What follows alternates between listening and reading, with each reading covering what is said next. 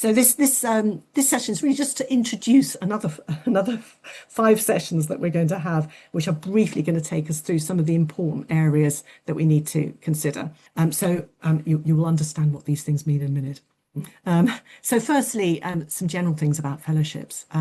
As you've gathered, no doubt, from Henry's presentation, that many of these fellowships that the NIHR offer, they are a funding award which can pay for you to undertake a specific project or programme of work. So those are the ones that have a substantive research project associated with them rather than preparation for a substantive research project.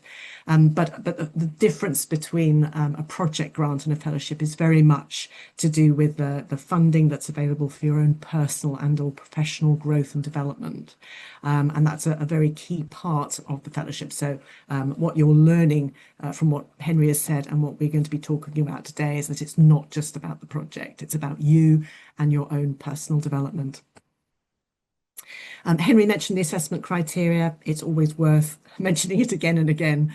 Always bear the assessment criteria in mind. And if you look at the NIHR's assessment criteria, it's basically looking at the person, it's looking at the project, and it's looking at the place you're hosted and the sort of training that's there.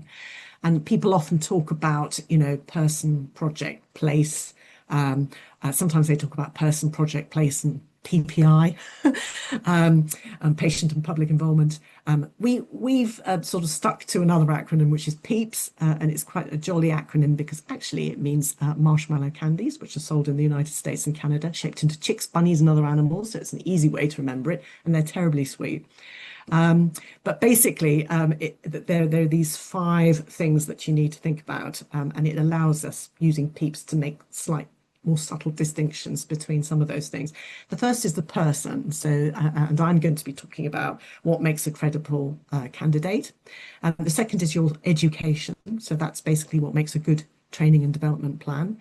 The third is your environment. So that's thinking about your host institution. The fourth is the project. So what makes a good fellowship project? And finally, supervision. So that's how to build a good supervisory team. And that's, we make that distinction between host environment and supervision because your supervisors can come from more than one place.